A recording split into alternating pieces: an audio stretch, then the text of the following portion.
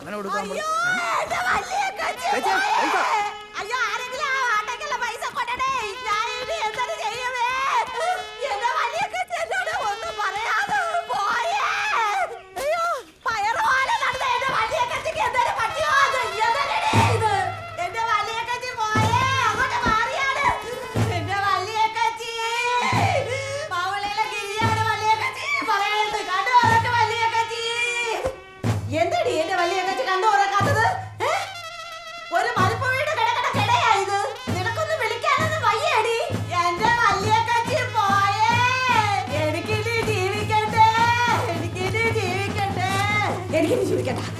ജീവിക്കണ്ട.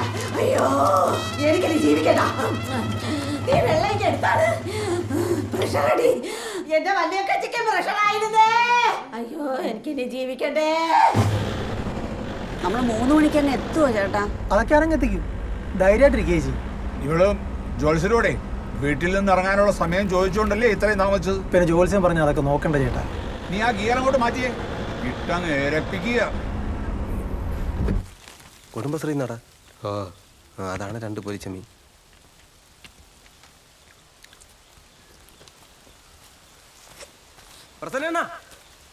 Okay അല്ലേ? ഓ നമുക്ക് okay ആക്കാടാ. നിങ്ങൾ രാവിലെ വരുമ്പോൾ അവരോട് ചത്ത കിടക്കായിരുന്നല്ലേ? തോന്നണ്ണ ചത്തണ്ണ അല്ല ചോദിച്ചത് ഇതെങ്ങനെയാണ് സംഭവം? സംഭവം തരും. അവരോട് തളർന്നു വീണ് നമ്മളെടുത്തോണ്ട് ആശുപത്രി പോയി. അവിടെ വെച്ചാൽ മരിച്ചു. അവിടെ വെച്ചാ? ഓ ചത്തിട്ടാണ് ഇവിടെ നിർത്തോണ്ട് പോയതാണല്ലോ ഞാൻ അറിഞ്ഞത്. നിങ്ങൾക്ക് നിങ്ങളെ പ്രശ്നം എന്തരാണ്? എന്തുകൊണ്ട് പോസ്റ്റ്മോർട്ടം ചെയ്തില്ല? അല്ല അത് ഞാൻ ചെയ്യിപ്പിച്ചോളാം. ഒരുത്തനും രക്ഷപ്പെടാൻ പോണില്ല. നിങ്ങൾ കഴിക്കേ.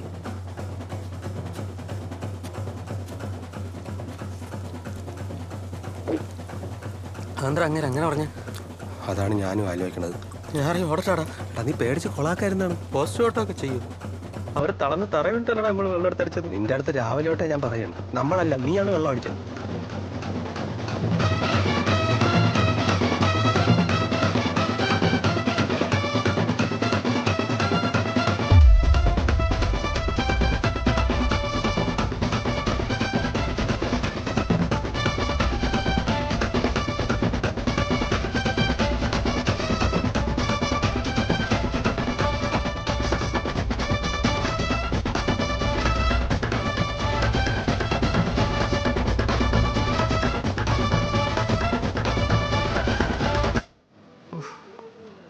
രതീഷേ, നിനക്ക് ഇത്തിരി എന്തെങ്കിലും ചെയ്തു തരാൻ പറ്റൂടെ? ഈ കൊട്ടും ബാൻഡും പാട്ടും ബഹളവും ആ പന്തളത്തിൽ നിന്ന് അവരൊക്കെ വരുമ്പോൾ എന്തൊരു വിചാരിക്കും? പ്രസന്നന്റെ മുഖം അങ്ങനെയൊക്കെ അപ്പുറവും ഞാൻ പറഞ്ഞിരുന്ന അവൻ കേൾക്കൂല. ഇതിപ്പോൾ എല്ലാം കൂടെ ഞാൻ എന്തൊരു ചെയ്യാനെന്ന് നോക്കിയാണ്.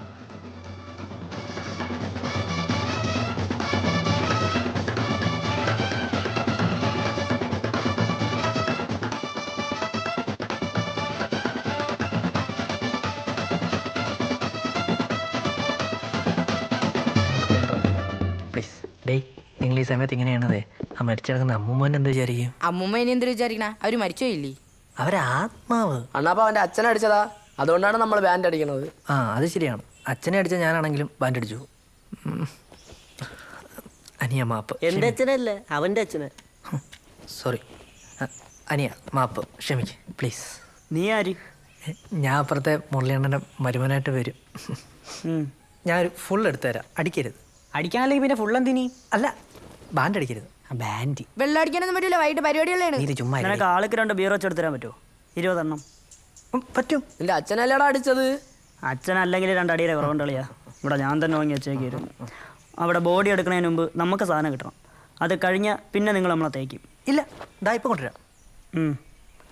ഓക്കെ അല്ലേ? ഓക്കെ.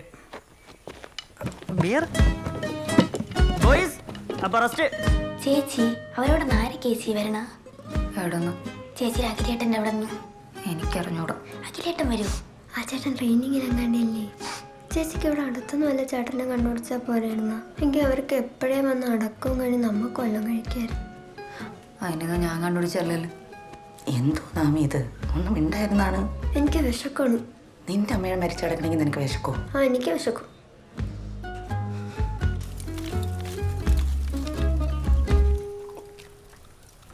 സാവിത്രി അമ്മച്ചി പക്ഷേ ഒരു പഞ്ചപ്പാവ് ഒരു നളിയാ. പണ്ട് നമ്മൾ സ്കൂളിലൊക്കെ പഠിക്കുന്ന സമയത്ത് ഇവരെന്നെ എവിടെ വെച്ച് കണ്ടാലും ഇരിക്കട്ടെ മക്കളെ എന്ന് പറഞ്ഞ് 10 രൂപയൊക്കെ കൈകൊണ്ട് തരുമായിരുന്നു. ആ അമ്മച്ചി ഒടുക്കം തറയിൽ തളർന്ന് വീണ് ഹൃദയം പൊട്ടി മരിച്ച്. നീ വിഷമിക്കാറിയാ? എനിക്കെന്തേലും വിഷമം? എടാ ഞാൻ ഈ സാധനം അടിക്കാൻ വേണ്ടി മൈൻഡ് ഒന്ന് സെറ്റാക്കിയില്ലേ, നീ ഇതെന്തരും ഇല്ല. ഒരു പീസ് കിട. പിന്നെ ഇതെല്ലാം ഒരു വിധിയാണല്ലയാ. ഇത് തന്നെ ഈ ചിക്കൻ ഇന്ന് രാവിലെ പൈസ കൊടുത്തു വെച്ച രാജേന്ദ്ര എണ്ണ ഇത് അവിടെ അവിടെ വേറെ വിഷം വലങ്ങിയിരിക്കുകയാണ്.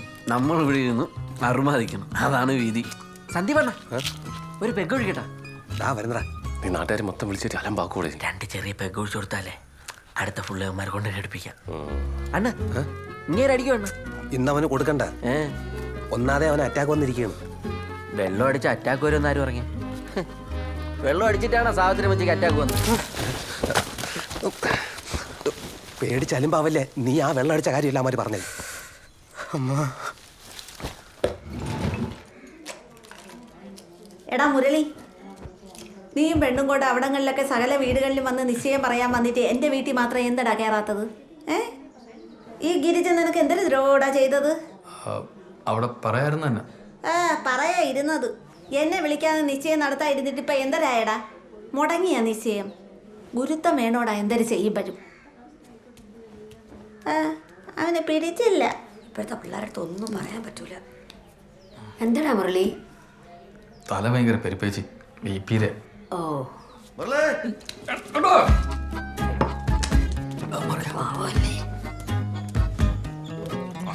എന്താണ് അവരെവിടെ എത്തിയെന്ന് ചോദിച്ചാണ്. രണ്ടെണ്ണം അവരിപ്പോൾ വിളിച്ചതോടെണ്ണ കൊട്ടാരക്കര കഴിഞ്ഞെന്ന്. അവരടുത്ത് പറ വെഞ്ഞാറമ്മൂട് കഴിഞ്ഞിട്ടേ ആലിയാട് വഴിയും കയറാൻ പറ. അല്ലെ പിന്നെ ടൗണിനകത്ത് നടന്ന് കറങ്ങേണ്ടി വരും. അയ്യോ, അവർക്ക് ആ വഴിയൊക്കെ അറിയാമായിരിക്കും എന്താണ്. ഇതിപ്പോ അറിയാൻ തന്നിരിക്കുന്നത്. നീ ഈ ലൊക്കേഷൻ അയച്ചോട്. ലൊക്കേഷൻ അത് അമിത്തിന്റെ ഇവിടെ അവൻ ചെയ്തു തരും. താണ്ട വല്യറ്റം വിളിക്കണ മക്കളെ, ഈ നമ്പറിലോട്ടെ ഇവിടുത്തെ ഒരു ലൊക്കേഷൻ അയച്ചു കൊടുത്താ. പന്തളത്തുനിന്ന് പറഞ്ഞോർക്കാണേ. പിന്നെ ഓണ നിശ്ചയമൊക്കെ ഇനി എന്ന് നടത്താന്ന്? അത് 41 അസ്ഥി ഒഴിക്കാ, പിന്നെ ഉടനെ നടത്തിക്കൂടാ. 41 1 വർഷം വരെ വീട്ടിൽ വെച്ച് വിളക്ക് കത്തിച്ചതിന് ശേഷമേ അസ്ഥി ഒഴിക്കാവൂ. അതുവരെ കല്യാണവും നിശ്ചയവും പാടില്ല.